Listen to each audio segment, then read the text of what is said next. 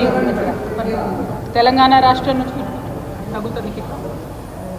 రాష్ట్రం నుంచి వచ్చినటువంటి భారతదేశానికి ప్రధానిగా చేసినటువంటి గొప్ప వ్యక్తి, మహనీయుడు, సాహితీ ప్రియుడైనటువంటి పివి నరసింహారావు గారు కేవలం ఆయన గాంధీ కుటుంబానికి సంబంధించినటువంటి వ్యక్తి కాదు కాబట్టే ఢిల్లీలో ఇవాళ ఆయనకు ఒక స్మారక స్తూపం కూడా లేదు. అందరు మాజీ ప్రధానులకు స్మారక స్తూపం ఢిల్లీలో ఉంటుంది, కానీ పివి నరసింహారావు గారికి మాత్రం స్మారక స్తూపం కూడా నిర్మించకుండా అదే ఆయన డెవలప్ చేసి ఆయన పెంచి పోషించి 5 ఏళ్ళు సమర్థవంతంగా కాంగ్రెస్ పార్టీ లార్జెస్ట్ పార్టీగా ఉన్న సంకీర్ణ ప్రభుత్వాన్ని నడిపినటువంటి గొప్ప మహనీయుడు పివి నరసింహారావు గారు.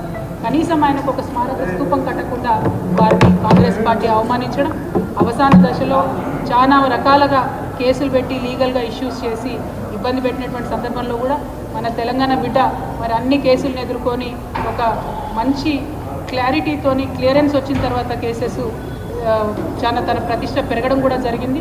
సో కాంగ్రెస్ పార్టీ యొక్క వ్యక్తిత్వం, నేచర్ ఎట్లాంటిది అన్నది ఒక్క పివి నరసింహారావు గారి ఎపిసోడ్ చూస్తేనే మనకు తెలిసిపోతుంది.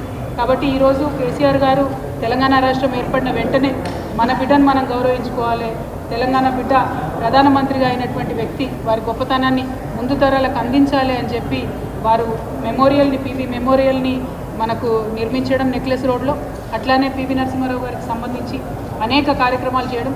శత జయంతి సంవత్సరం చేసినప్పుడైతే చాలా గర్వంగా అనిపించింది. ప్రపంచవ్యాప్తంగా మన వాళ్ళందరం కూడా మనం ఉత్సవాలు చేసుకోవడం జరిగింది. ఆస్ట్రేలియా లాంటి ప్లేస్లో పివి నరసింహారావు గారి విగ్రహాన్ని ప్రతిష్టాపన చేయడం జరిగింది. సో అట్లా ఎంతో గొప్పగా పివి నరసింహారావు గారిని ఆకాశం ఎత్తుకే మనం చూపించుకున్నాము, వారిని కాపాడుకున్నాము. వారి గౌరవాన్ని ఇక ముందు కూడా అలాగే కాపాడుకుంటూ ఇప్పుడున్నటువంటి రాజకీయ నాయకులందరూ కూడా పివి నరసింహారావు గారు స్ఫూర్తిగా నిలుస్తారని చెప్పి నేను భావిస్తూ ఉన్నాను. ఎందుకంటే వారు ఎప్పుడో ఒక మాట చెప్పేవారు, ఎంత డిప్లొమాటిక్ ఉంటే అంత బాగుంటుంది పాలిటిక్స్లో అని. కానీ ఇవాళ ఉన్నటువంటి సందర్భంలో పాలిటిక్స్ ఇక్కడ ప్రత్యేకించి కాంగ్రెస్ పార్టీకి సంబంధించిన వారిని చూస్తూ ఉంటే మరి పివి నరసింహారావు గారి దగ్గర నుంచి ఏమి కూడా వారు నేర్చుకున్నట్టుగా బాధగా అనిపిస్తూ ఉన్నది.